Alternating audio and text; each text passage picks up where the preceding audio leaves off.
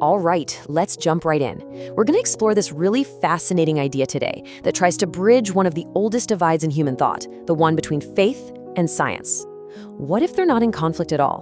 What if they're just two different languages trying to describe the exact same magnificent reality? So right off the bat, we're hit with the central question, right?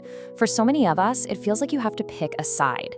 You either accept this ancient wisdom that seems to totally contradict science, or you embrace a scientific worldview that can feel, a little cold and empty. But what if that's a false choice? When you look around, our world just feels fractured. It's not just the divisions between different faiths, but this massive growing gap between the spiritual stories of our ancestors and the physical laws of the universe that we're uncovering every single day. So let's start by digging into this idea, this feeling that we're living in a world that's built on these false choices. And here is the big what if. What if the entire conflict isn't with the texts themselves, but with how we've come to interpret them? What if the ancient writers weren't trying to write flawed science, but were describing the world they observed using the most powerful tool they had, this beautiful, poetic, metaphorical language? Okay, so let's get to the solution this framework offers. It suggests we can find some real common ground just by re-examining what we even mean by the word God. So here's the basic translation guide, if you will. The entity we've called God is the living, law-bound universe itself. The beings called angels, well, that's a poetic understanding of the stars, which were humanity's original messengers. And divine law, that's just the universal code of cause and effect that we now call physics. Now, this is a really important distinction to make. This isn't pantheism, which says God is the universe, period. This is panentheism. It says God is in the universe, and the universe is within God. Think of it like this. The cosmos is the physical body of the divine, but that divine essence is also something more, something transcendent. All right, so once you have that idea in your head, you can start mapping these divine attributes from ancient texts directly onto the cosmic realities we see through modern science, and it's pretty cool. Let's start with a classic, omnipresence. This is the idea that God isn't some distant figure on a throne, but a reality that's just everywhere. I mean, just listen to this stunning intimacy from the Quran. This isn't about being watched from far away. It's talking about a presence that is so fundamental to our very being. So what's the cosmic parallel? Think about it. What is literally closer to you than your jugular vein? The fabric of space-time itself. We're not just in the universe. We are literally made of it. Suddenly, that ancient poetry sounds a lot like a description of physical reality. Okay, next up, let's tackle omnipotence, the idea that God is the ultimate source of all power and all existence. The Christian scriptures put this so beautifully. The divine isn't just a one-time creator, but the very force that holds everything together, moment to moment. And what literally holds all things together? The fundamental forces of physics. So, in this framework, omnipotence isn't some superpower that breaks physical laws. It's the incredible power that is those laws. So, if God is the universe and divine law is natural law, what does that mean for concepts like judgment? Well, let's take a look at what we could call the cosmos's operating system. I mean, this just completely reframes judgment, doesn't it? It's not a punishment coming from some angry king. It's the universe's own inherent feedback loop. An act of disharmony isn't a crime against a person, it's an action against the interconnected system itself. The consequence is just the natural, inevitable result. And what's absolutely fascinating is seeing how this principle of cause and effect, you reap what you sow, is this common thread woven through all three Abrahamic faiths. It's described with the clarity of a physicist. Inputs have predictable outputs. Simple as that. Okay, what about angels? The word itself, in both Hebrew and Greek, literally just means messenger. Now think about the ancient world before clocks and GPS. What delivered the most important messages? The stars. They told you when to plant, when to travel, which way was north. And you know what? Scripture says the exact same thing. Genesis explicitly states that the job of the stars and planets is to be signs. They are messengers, delivering the information humanity needed to survive and thrive. So you might be asking, what's the point of all this? How does this new perspective actually help us today? Let's explore the real-world implications of building this bridge. Well, this perspective offers some seriously powerful tools. If the universe is the body of the divine, then environmentalism isn't just a good idea, it becomes a sacred duty. Our rituals, from prayer to meditation, can be understood as powerful techniques for aligning ourselves with the cosmos. And suddenly, science and faith stop being enemies and become partners in a shared quest for truth. And this is the ultimate reconciliation. Science becomes the sacred act of figuring out how the universe works. It's like we're deciphering the text of creation itself. In our scriptures, they're freed up to do what they do best, provide the wisdom and ethical roadmaps for why it all matters, and how we should live within this amazing reality. And that leaves us with one final profound thought to chew on. If this framework holds any water, then we aren't just creatures living in the universe. We are the universe's own consciousness waking up and looking at itself. So the ultimate question then isn't just what we are, but why we are. What's our purpose now that we're awake?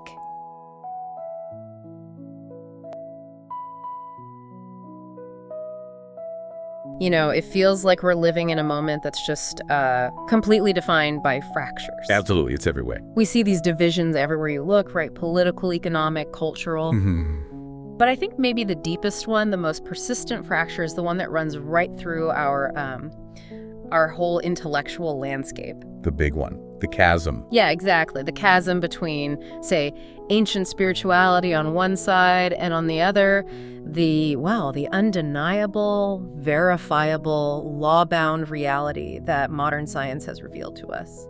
It's really the defining tension of the modern mind, I think. Yeah. And for so many people, this isn't some, academic debate club topic. No, it's personal. It's a profound internal conflict. You feel this crushing pressure to choose a side. Right. You either embrace the faith of your ancestors, which, let's be honest, often demands you set aside certain rational or scientific insights, or you accept the scientific reality, which, for all its verifiable truth, can feel, cold, meaningless maybe, entirely stripped of awe and purpose. And what we are really diving into today, pulling from all this incredible material you've put together, it suggests that this agonizing choice, this sense that we have to sacrifice either our reason or our reverence, it's fundamentally a mistake. It is. It's based on a profound, but as you argue, a correctable misreading of the foundational texts of the Abrahamic faiths. That's absolutely right. Our mission in this deep dive is to really unpack a unifying thesis, a kind of shared cosmology for Islam, Judaism, and Christianity. And the core argument is? The core argument is this. The conflict we feel, it just dissolves when we understand that the awesome singular entity we call God is not some external interventionist being. It's made manifest in the living, law-bound universe itself. So the cosmos, this tangible shared reality that we all inhabit, that's the foundational, observable manifestation of the divine. Precisely. We're grounding faith in what we can actually see and study. So if we follow that logic, we're essentially redefining the whole terminology. Divine law isn't some arbitrary legal code sent from on high. It's the actual universal system of cause and effect.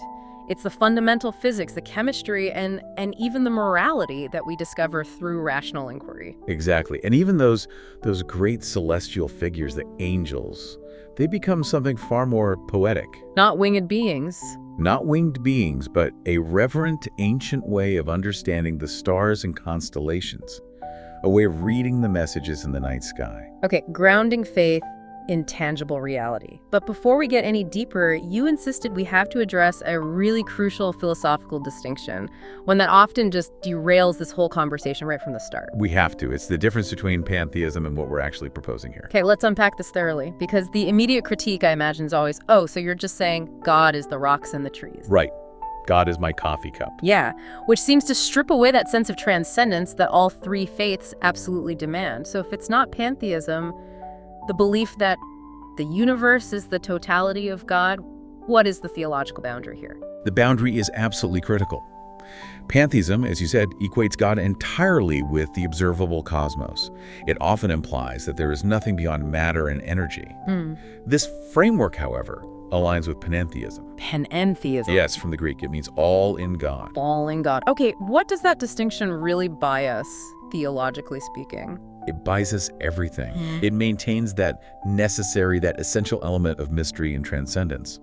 Panentheism suggests that the divine permeates and constitutes every single part of the universe, every molecule, every force, every moment of space-time, but is simultaneously greater than the sum of those parts.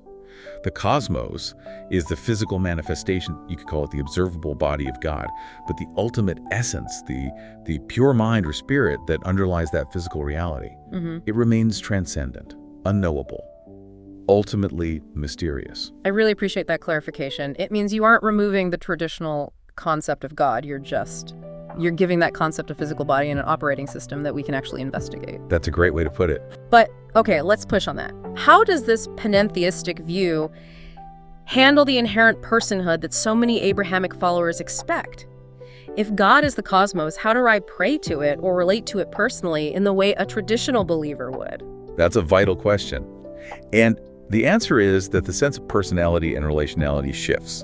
It moves from engaging with an external human-like monarch. A king on a throne. A king on a throne, exactly. It shifts to aligning oneself with the ultimate conscious apex of existence.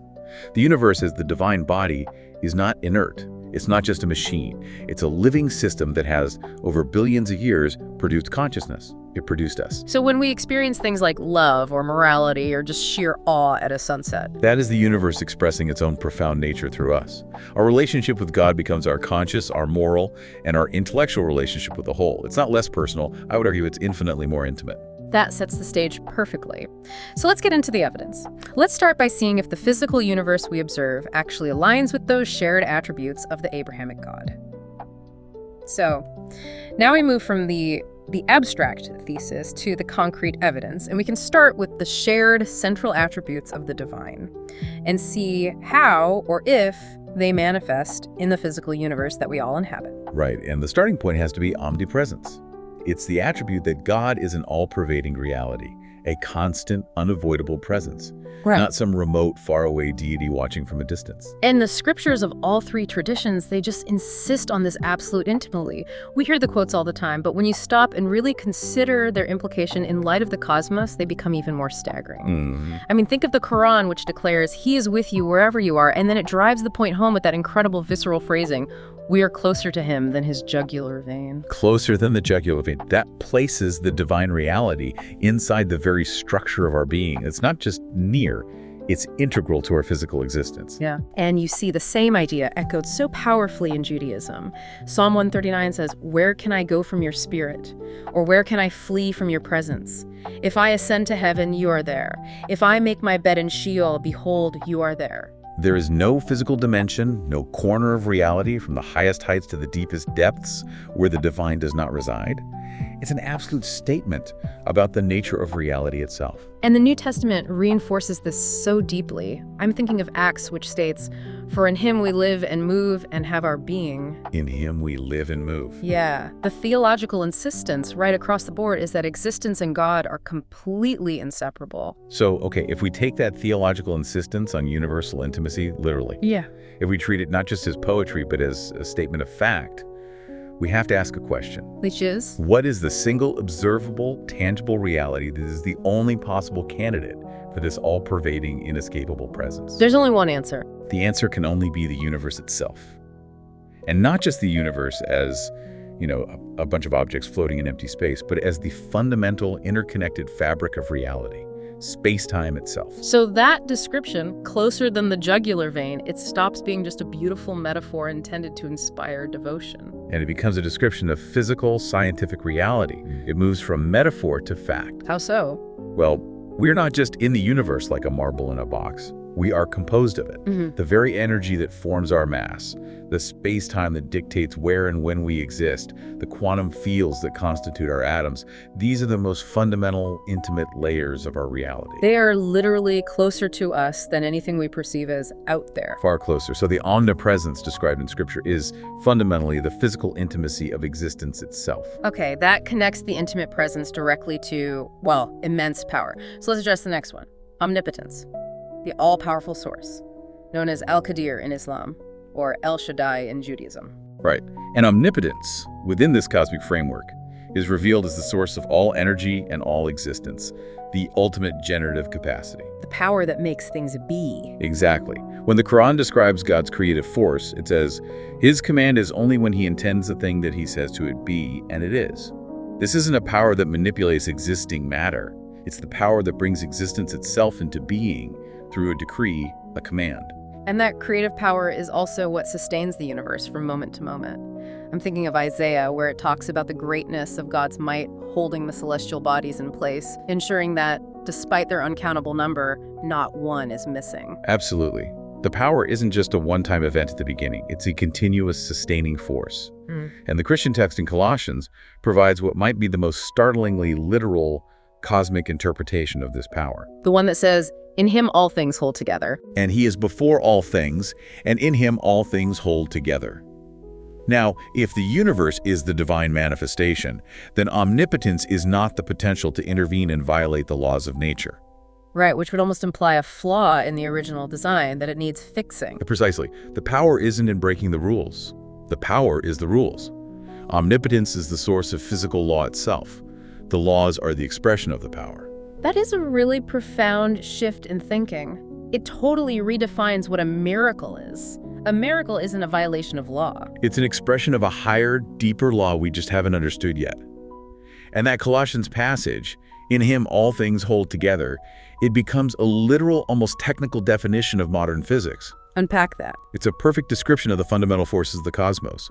We're talking about gravity, which holds galaxies together and literally shapes space-time. We're talking about electromagnetism, which governs all of chemistry, light, and information. And the nuclear forces.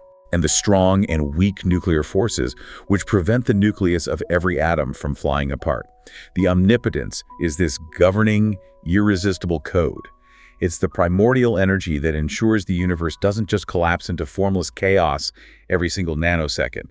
It is, quite literally, the power that binds. Okay, so presence and power are covered. Now we have to address the dimension of time, eternality.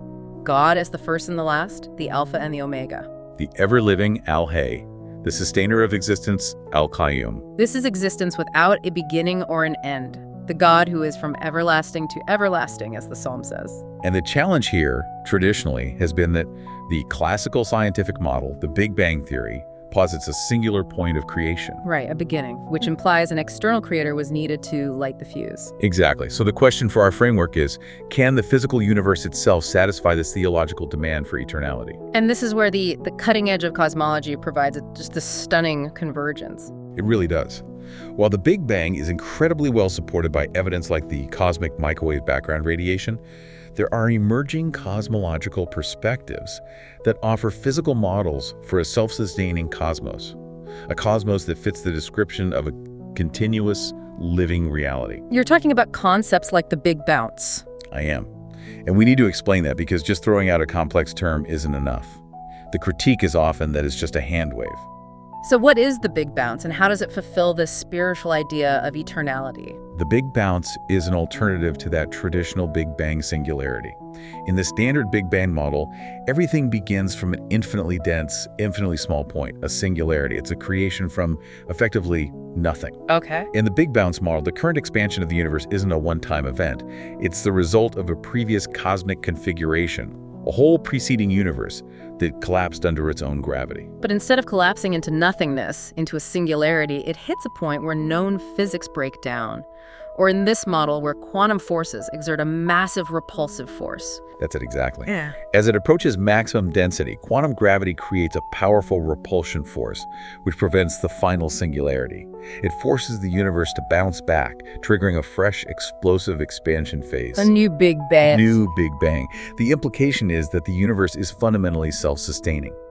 It's continuously repurposing matter and energy in an eternal cyclical rhythm of expansion, collapse, and rebirth. So that cyclical process, the Big Bounce, it provides a really powerful physical parallel for that theological statement that God is from everlasting to everlasting. It means the cosmos is, in essence, an eternal engine. The physical reality perfectly mirrors the theological concept. It's a God that requires no external starting mechanism because it contains all time within itself. It is the Alpha and the Omega, not just metaphorically, but as a continuous, observable physical process. Okay, so we've established a God that is, in this framework, everywhere, the source of all energy and eternal. But a living system, a functioning universe, also requires profound order and internal logic. And this leads us to the absolute heart of the matter, how this system governs reality. It's through what the ancients called a divine principle of speech or command, the logos. This is where we encounter these pivotal and often misunderstood concepts of logos, dabar, and ayat. The source materials are emphatic that God is consistently portrayed not as chaotic or unpredictable, but as a God of profound, rational, understandable order. And in Islam, the most potent evidence of God's existence isn't found in miracles that break the rules, but in the reliable patterns of creation. Yes, the ayat, the signs of God. The precise cycles of the sun and moon, the unfailing consistency of gravity, the predictable way seeds grow. These reliable patterns are the communication. They're the signs of an ordered mind. And in Judaism, Genesis describes creation itself as a linguistic act. The use of the Hebrew word dabar is so profound there. It is. It's often translated simply as word, but it signifies so much more. It's substantive speech. It means it is simultaneously word, thing, and event. So when God speaks, reality is constituted instantly. The dabar isn't a description of creation. It is the inherent structure and substance of the creation itself. which brings us to probably the most explicit statement of this principle, which is in Christianity, in the Gospel of John. It identifies this principle as the logos. In the beginning was the word logos, and the word was with God, and the word was God. And historically, we have to remember, logos was a deeply philosophical Greek concept. It represented the universal reason and the rational principle that governs the entire cosmos. Right. And our framework suggests that the magnificent realization here is that the entire vast enterprise of science, from building the standard model of physics to sequencing the human genome, is simply the human systematic effort to perceive, articulate, and quantify this inherent rational logos. So we aren't uncovering random events. No, we are deciphering the eternal word of God in the language of mathematical equations. But right here is where we run into that classic dilemma. If the system is ordered, is there an intent behind it? It's that old conflict between a human-like, intelligent designer who plans every blade of grass Right. and the idea of a meaningless, random accident. We have to reject that false dilemma. It's a trap. This unified framework offers a necessary third way. Okay. The universe's intelligence, or its intent, is not external, it's not anthropomorphic, it's not interventionist. It is an inherent property of its fundamental laws, the logos itself. So the intelligence is baked into the recipe, not an external chef who's overseeing the cooking. That's a perfect analogy, and this intelligence expresses itself through the principle of emergence. It's emergence. Emergence means that highly ordered, complex systems, like life and consciousness, they spontaneously and automatically arise from simple foundational rules operating consistently over vast spans of time. You don't need an intelligence to design every intricate outcome because the intelligence is already in the elegant design of the rules themselves. Let's revisit the snowflake analogy from the material because it makes this really abstract concept instantly tangible. Okay, the snowflake. Consider the incredible, unique beauty of every single snowflake. There's no external entity, no microscopic angel required to sculpt that six-sided lattice. Right. The intelligence that produces that perfect geometric structure is contained entirely within the immutable laws of physics that govern how water molecules bond, the crystalline structure of ice, and how that structure responds to tiny changes in temperature and humidity. So the beauty, the complexity, the order, they aren't random accidents. They are the inevitable, predictable consequence of the law being faithfully and continuously executed. Beauty is a mathematical certainty. Okay, so if that principle holds true for something as simple as water, then life itself and our own consciousness are simply the ultimate emergent complexity of the cosmos. They are. The universe is a self-structuring system that, by its very nature, trends toward complexity, self-organization, and eventually self-awareness. And this leads us directly to the question of teleology, of ultimate purpose, which you asked about earlier. Right. Traditional teleology often suggests an external goal that's imposed by a designer, a plan. How does this emergence framework handle purpose? If the universe naturally trends toward complexity and consciousness, then the emergence of conscious feeling beings has come is not some side effect. It's not a random byproduct of evolution. It becomes a central feature of the system. So the purpose is inherent in the process. Exactly. The purpose is the continuous unfolding of potential, the generation of beauty, and the ultimate rise of conscious understanding. You could say we are the universe's way of observing itself. We are its highest emergent property so far. This expansion of purpose, it requires us to completely redefine life and consciousness when we consider the idea of a living God. We have to radically expand our definitions. If the universe is the divine body, then we have to at least entertain the possibility that consciousness, just like gravity or electromagnetism, is a fundamental property of the universe itself. Not just in complex brains like ours. Perhaps not in the same highly evolved way it exists in a human, but present in some form from the foundational level upward. This is the profound implication of panentheism. So we aren't just inert matter that happen to become aware. We are the conscious manifestation of divine life. And that sense of relationship, the personal touch, it comes through our own consciousness. Precisely. We are the apex of divine life that we know of so far. And the love, the awe, the drive for justice, these are the cosmos expressing its own deepest harmony-seeking nature through us. When Scripture speaks of a relational God, it's speaking of the undeniable physical connection between the part of our conscious self and the whole of the conscious cosmos. And this completely redefines religious practice, especially something like prayer. It can't be seen as just lobbying an external power anymore. Absolutely not. Prayer shifts from being a petition to an external monarch, asking for the laws of physics to be suspended for your personal gain. Right. Through a profound act of psychological and spiritual alignment. It becomes the conscious effort to harmonize one's own awareness, intention, and will with the deeper, ordered flow of the universe, with the logos. It's an internal tuning mechanism, a way of intentionally connecting the part to the whole. Okay, let's ground this concept of order and intelligence with the absolute core tenet of the Abrahamic tradition, oneness. Tawhid in Islam, the Shema in Judaism. Hear, O Israel, the Lord is our God, the Lord is one. And this creed of divine oneness in this framework is understood as a prescient, profound description of cosmic unity. The universe is a single, unified, interconnected whole. Science doesn't disprove this abstract oneness. It provides tangible, quantitative proof of it. Okay, give us the scientific evidence for this abstract spiritual concept of oneness. First, we see the unity of law.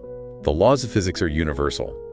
An equation describing particle interaction here on Earth works identically in a galaxy 10 billion light years away. There's one set of rules. One operating system. One operating system. Then we have the unity of origin.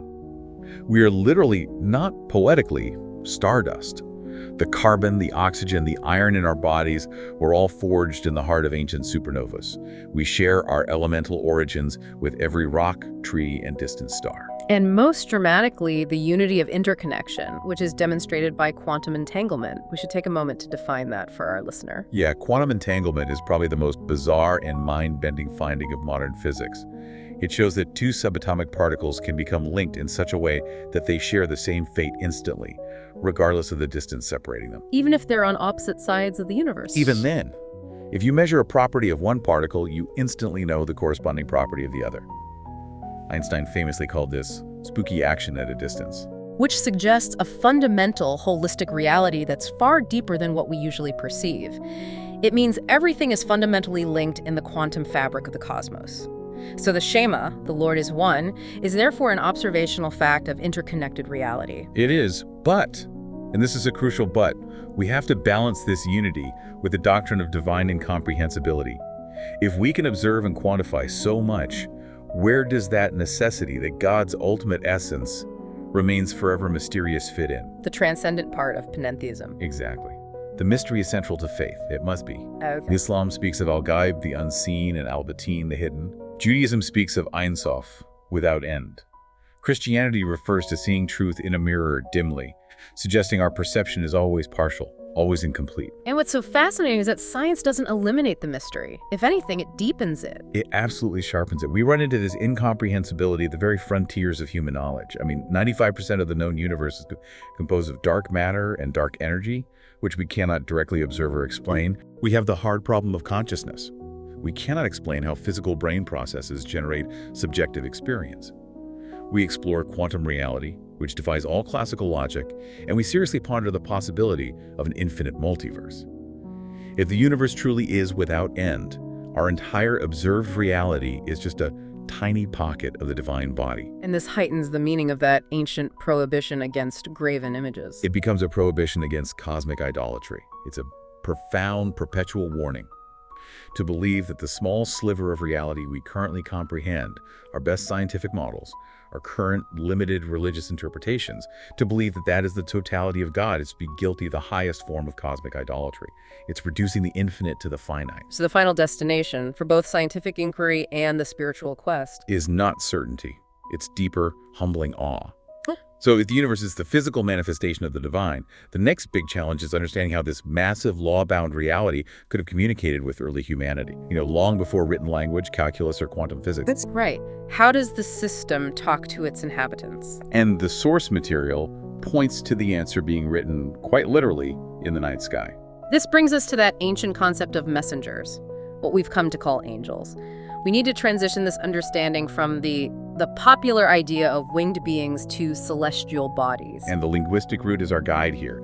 The word angel, from the Greek angelos or the Hebrew malach, it fundamentally means messenger. That's its core definition. Messenger. So let's think about the ancient world before sophisticated infrastructure. What were the most reliable, the most constant, the most patterned messengers that delivered news, marked time, and provided direction and calendars for planting and harvesting? It had to be the stars and the constellations. They were humanity's original, universally accessible, divine communication system. And the sacred texts, they actually maintain a clear, if often overlooked, memory of this connection. We see angels, or messengers of light, explicitly linked to celestial bodies. For instance, in the book of Job, there's that ancient wisdom referring to the bonds of the Pleiades and the belts of Orion. Revelation talks about the 7 stars being the angels of the 7 churches. Exactly. And the Quran alludes to the stars functioning as lamps and as markers. The patterned movement of the heavens was understood as the communication of order. It was a message of stability and predictability in a chaotic world. This interpretation also provides a concrete physical referent for one of the most powerful and consistent images across all 3 traditions, the throne of God. Ah, the throne. It's the ultimate symbol of divine stability, of dominion, of immutability. It's the fixed point around which everything else orbits. And if we look up at the northern sky on any clear night, we find a powerful and just perfect astronomical parallel. The celestial pole. The celestial pole. It's that silent central point in the night sky. It's the axle around which the entire northern sphere of stars appears to revolve every single night. It is the only point that does not move. It is the fixed center. And those magnificent visions of the throne described in Ezekiel or in Revelation, or the descriptive power of the Quranic Ayat al-Kursi, the verse of the throne, they all vividly captured this image of a central, eternal stability at the heart of a vast, revolving celestial mechanism. The astronomical reality provides the profound poetic description of the stability of the Logos itself. But here's the critical question, especially for the modern listener. If the stars are messengers, what message are they actually delivering beyond being a calendar or a compass? Modern science is definitive that stars do not exert a direct physical influence, a causal influence on our individual lives or personalities. Astrology in that sense is out, so where does the meaning come from? We must reject physical causality. That's the key. The power of these celestial messengers has to be understood through a non-causal framework, which is what the source material strongly suggests. The ancients saw the stars not as physical causes, but as a profound symbolic system for navigating human complexity. It comes back to that famous ancient maxim, as above, so below. Yes, but in this context, that maxim is not about cause and effect, it's about correlational symmetry. Okay, what does that mean? It means that in highly complex, interconnected systems, like the cosmos on one hand and human society on the other, patterns in one realm often mirror patterns in another without a direct causal link between them. The physical movements of the constellations become a magnificent mirror for the psychological and social patterns unfolding on Earth. And this is exactly where Carl Jung's concept of synchronicity applies, which is so often misunderstood as just, a spooky coincidence. It's much more than that. Synchronicity is the experience of meaningful coincidence. Events that seem connected conceptually or symbolically, but have no known physical cause connecting them. The constellations functioned as a shared map of human archetypes. Architects. Ugh. Universal patterns of experience, emotion, and behavior that resonate across all cultures. The hero, the trickster, the great mother, the wise old man. These patterns are reflected in the stories we tell about the constellations. So the constellations don't cause those patterns in our lives. No. They provide a profound symbolic language, an archetypal mirror, to help us interpret the often chaotic internal flow of our lives and the collective human journey. They deliver meaning, not matter. They provide a shared framework for understanding destiny, not as some predetermined outcome, but as the unfolding of these universal human patterns against the vast, cyclical backdrop of time. The celestial messengers were giving humanity a symbolic map of itself. This is a spectacular foundation. We have established the divine is the law-bound cosmos, the logos, and the messengers are celestial archetypes. Now we have to turn to the operating system of reality. How does this ordered, unified cosmos translate into morality and justice for us humans? This is where the framework has to deliver practical application. Right, and this is where the concepts of divine judgment, sin, and morality find their most profound and, frankly, their most rational meaning.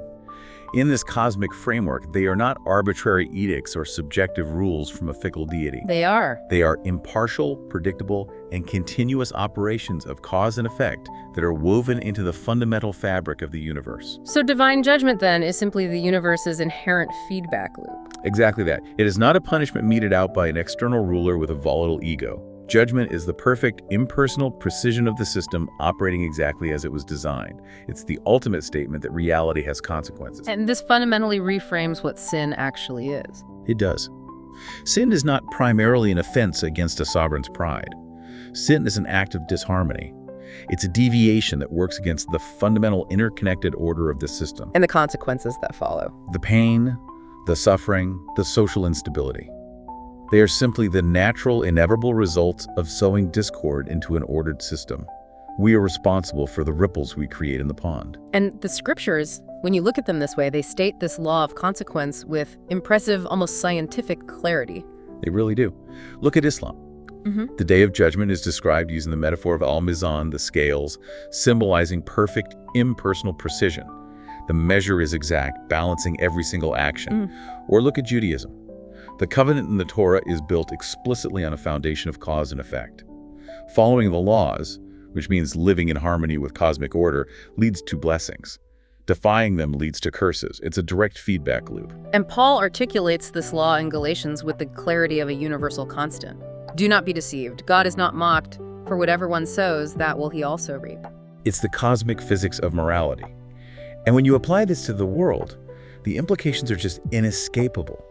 A society that sows greed, profound inequality, and a willful disregard for ecological balance will inevitably reap resource depletion, social instability, and internal decay. These aren't divine curses being sent down. No, they are the predictable, measurable results of a universal feedback mechanism functioning flawlessly. Okay, but if the system is purely one of cause and effect, where does free will or human agency fit in, and how do we escape the depressing logic of just endless deterministic retaliation, an eye for an eye until everyone is blind? That is the sacred variable.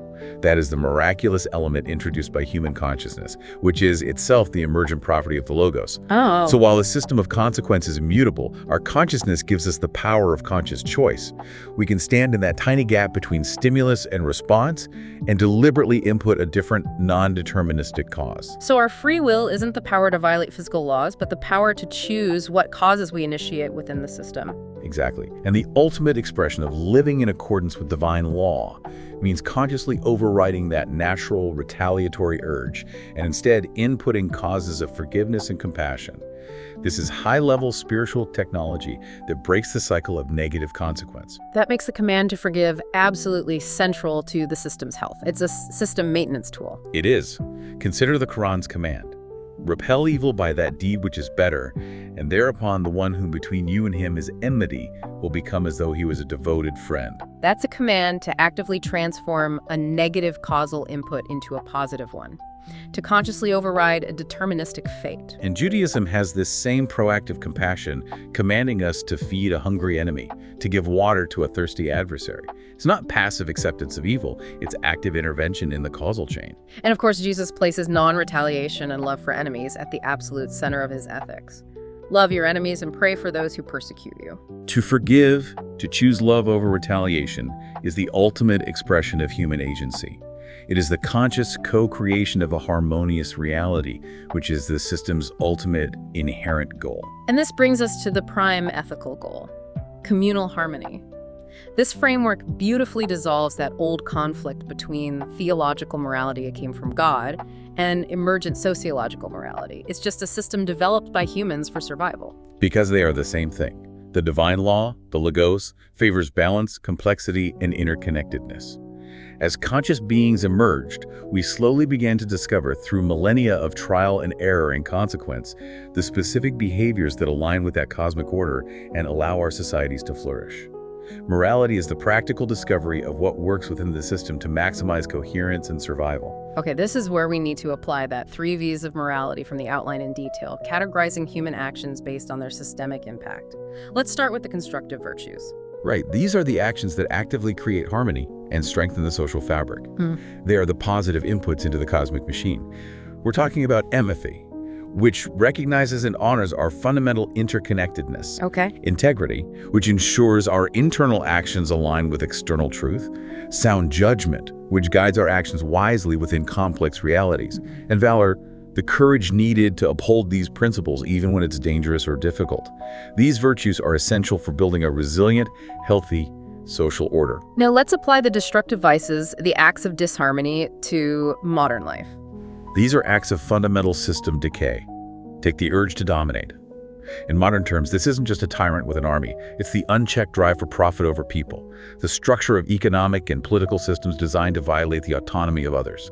This is an act of profound disharmony. And it inevitably generates what Islam calls Facade, corruption in the land. It leads to system failure because the system cannot sustain itself when its components are perpetually at war. and other vices, like deceit, which destroys essential communal trust, or prejudice rooted in disgust. There are also system failures.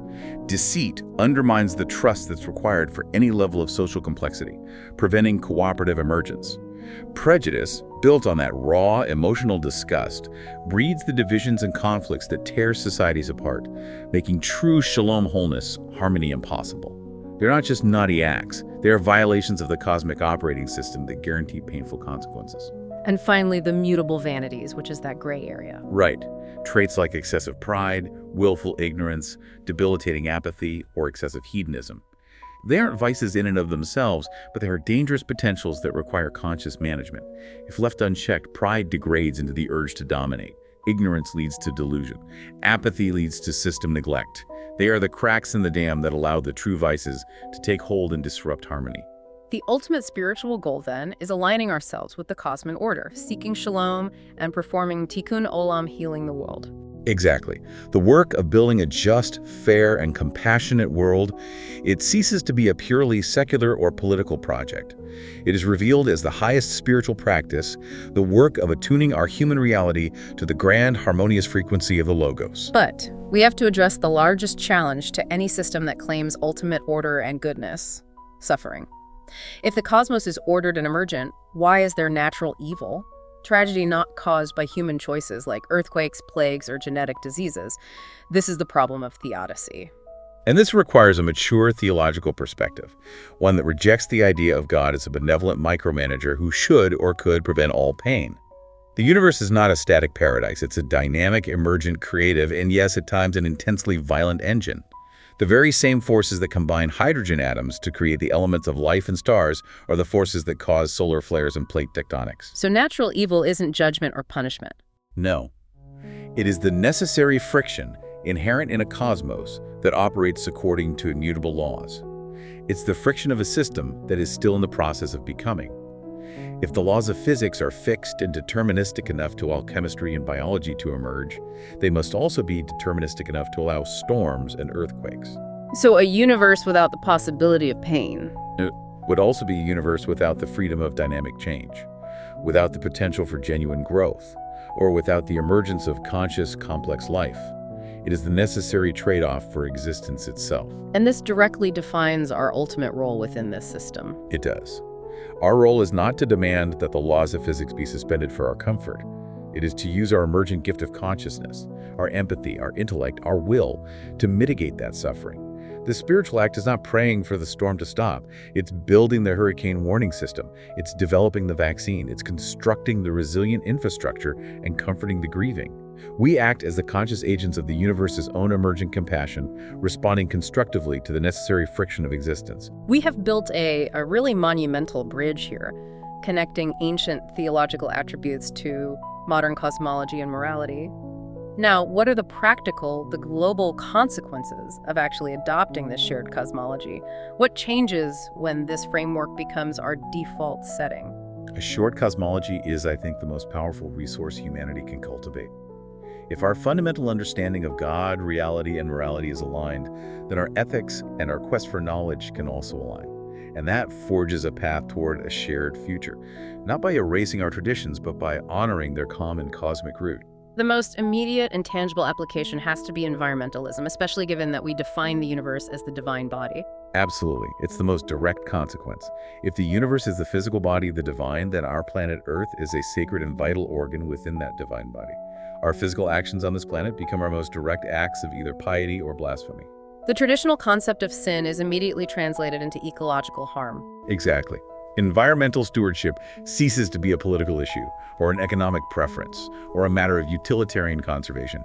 It becomes a profound spiritual act. It's cosmic responsibility. It is. Preservation is piety. Pollution is blasphemy. This framework provides an indispensable foundation for a global ethic that requires deep reverence for the ecosystem as a direct manifestation of the divine. We are literally charged with the care of God's own body. And what about all the rituals, the traditions, the community structures of religion? If we stop praying to an external monarch, do our traditions and rituals just become obsolete? Not at all. We simply need to understand the function behind the form. Rituals, the structured prayer, the communal fasting, the symbolic pilgrimage, the communal worship, they aren't primarily about convincing an external deity to grant you favors. They are powerful technologies. They are time-tested technologies for psychological and physiological alignment, for communal bonding, and for attunement to the rhythms and order of the cosmos. Fasting attunes the body to the system's natural limits.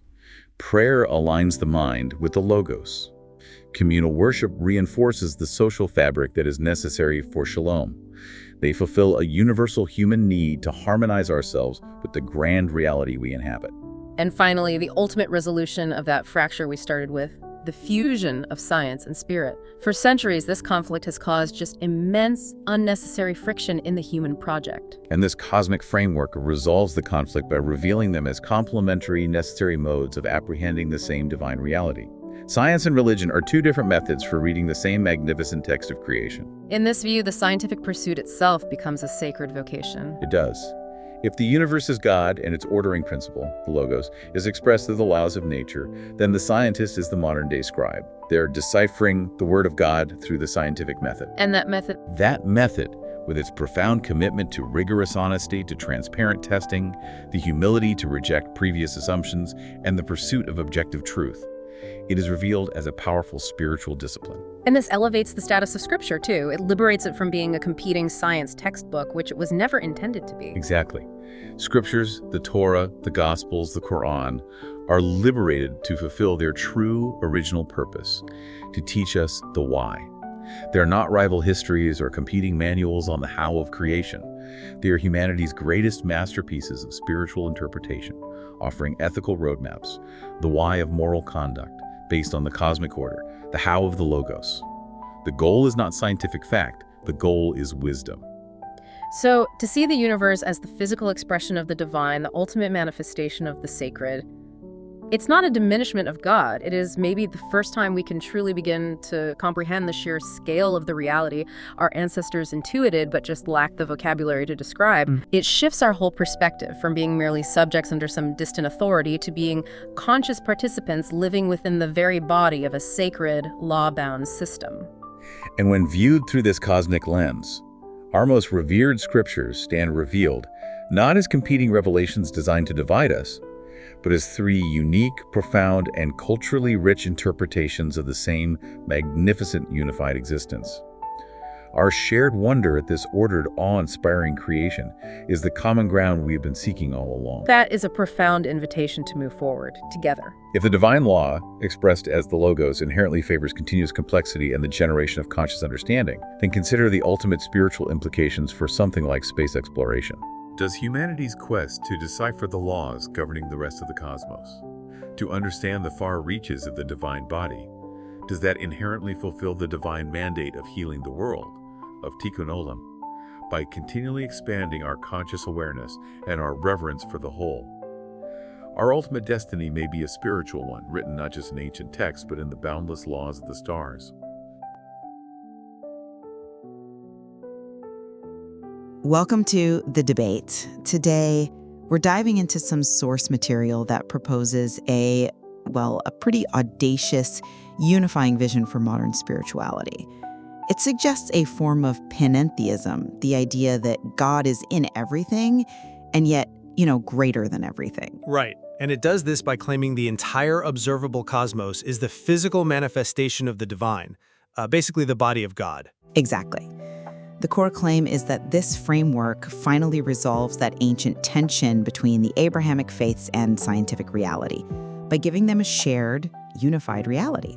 But that right there is our point of contention. So, does this God the cosmos interpretation successfully fuse faith and reason, offering a desperately needed global ethical foundation? I'm going to argue that yes, it does. This framework grounds faith in a tangible, shared reality, making science a sacred act of discovery. And I see the appeal. I really do. But I come at it from a different angle. While the intellectual sophistication is, undeniable, my concern is that by prioritizing the observable cosmos, the body, we're trying to define the indefinable. I'll be arguing this interpretation fundamentally risks reductionism. It just fails to account for the necessary divine incomprehensibility and the essential relational aspects that form the backbone of traditional faith. Well, I think the strength of this approach is how neatly it resolves core theological paradoxes by equating them with cosmic laws we can already observe. Okay. Take the dual attributes of divine presence. Scripture insists God is intensely close. The Quran speaks of God being closer to him than his jugular vein. Now, this framework doesn't read that as mere poetry. It interprets it as a physical reality. The fabric of space-time, the very existence we're made of, is the divine presence. It gives tangible meaning to omnipresence. And similarly, omnipotence is reframed. It's not about some supernatural intervention that violates physics. It's the raw, systemic power inherent in the cosmos itself. So when the New Testament says, "In him all things hold together," it becomes a literal description of the fundamental forces, gravity, electromagnetism, and so on, that bind the universe. If this universe is a unified whole, then the highest moral calling is simply the emergence of communal harmony. It resolves that perceived conflict between, theological piety and sociological ethics. But I can absolutely appreciate the elegance of finding the rational principle, the logos, in natural law. I really can. But where do we draw the line? The material itself seems to warn about what it calls cosmic idolatry. If we treat the observable universe as the totality of God, we commit that exact error. But pantheism isn't pantheism. Exactly. Pantheism only works if you maintain that the divine permeates the universe and is simultaneously greater than it. That's the doctrine of transcendence, and it's just as vital as oneness. Traditional faith absolutely insists on this boundary. In Judaism, the ultimate state is Ein Sof, which just means without end. It's utterly beyond definition. Islam speaks of Al-Ghaib, the unseen, the hidden reality. So if the cosmos is merely the physical manifestation, the body, we risk treating that body as the entire person, which is a really profound theological mistake. And science itself, by, hitting the fundamental wall of the hard problem of consciousness, or even exploring the theoretical possibility of a multiverse, only reinforces the mystery. It suggests God's essence must necessarily be larger than the observable universe defined by our current physics. And that's a critical point regarding the limits of observation, I'll grant you that. But the utility of this framework lies in the ethics it generates within our observation. So, look, Let's shift to divine law and judgment. Okay. The system is elegant because divine law here is simply the impartial, predictable law of natural consequence. Judgment is just a universe's inherent, non-emotional feedback loop. If you want proof this is scripturally supported, just consider the simplicity of that New Testament quote, "Whatever one sows, that will he also reap." That's pure cause and effect. In the Quran, the metaphor of al-mizan, the scales, it doesn't symbolize a personal, vengeful judge. It symbolizes perfect, impersonal precision. Sin isn't a violation against the deity's ego. It's an act of disharmony, and the consequences are the natural, inevitable results of sowing discord in an interconnected system. The system just self-corrects. Okay, but is that sufficient? I agree that the law of natural consequence is real, of course it is. But I'm just not convinced that an impartial feedback loop is enough to define sin and, crucially, redemption. Natural consequence, if left unchecked, it just perpetuates cycles of action and reaction. An eye for an eye is the perfect expression of pure natural consequence. It balances the scales.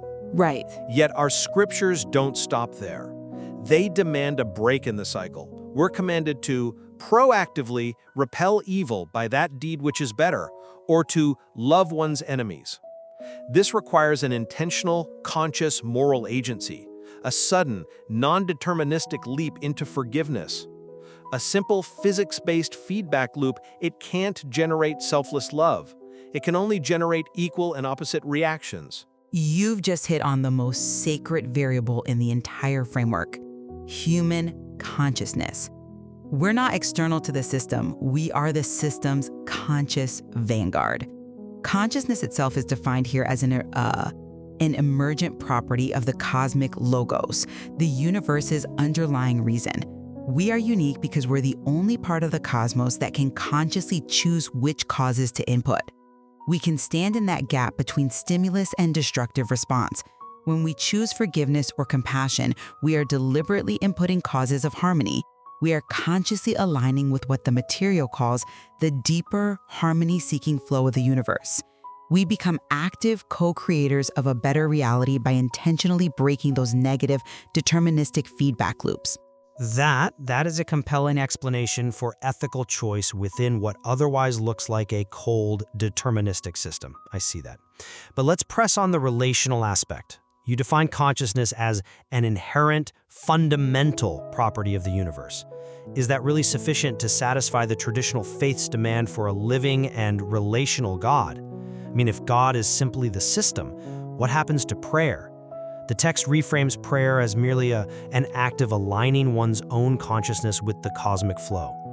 And while that's psychologically valuable, sure, does it satisfy the profound spiritual demand for a responsive, alive reality, a reality that actively hears and interacts, as so many people feel during worship? I see why you feel that the relationship might be lost, but I would argue it's actually heightened. I mean, if we are the universe waking up to itself, the intimacy is total. The love we feel, the mercy we show, the awe we experience when looking at the stars, these are not external reflections of God. They are the cosmos expressing its own deepest nature through us. We are elevated to the conscious apex of the divine life. The relationship is immediate, it's internal, and it's entirely grounded in our conscious experience, moving us away from dependence on some distant external monarch figure. We are the connection. I'm still not convinced that internal experience fully substitutes for the external interactions that are implied all throughout Scripture. I mean, think about how the text interprets angels. It maps them to celestial bodies, the stars and the constellations, and this explains their function as malach, or messengers, bringing news, marking seasons, setting time. But to explain how those celestial patterns deliver meaning beyond just timing, the material has to rely on synchronicity, this symbolic mirroring where external cosmic patterns reflect internal human archetypes. Does this symbolic mapping of the cosmos, where patterns merely mirror or correlate, adequately substitute for the direct, active guidance and communication implied by the messenger archetype in traditional theology? I mean, correlation might be interesting, but it is not the same as communication or causation. But in this context, the correlation is the communication. It provides a shared symbolic language, a map for interpreting the otherwise chaotic flow of life. It aligns the inner human world with the external cosmic order, providing a shared structure for meaning across cultures. Now, we do have to address the ultimate challenge for any faith system grounded in physical reality, theodicy. The problem of suffering not caused by humans, what we call natural evil.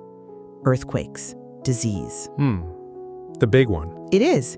And this framework requires a radical shift away from viewing the divine as a micromanager.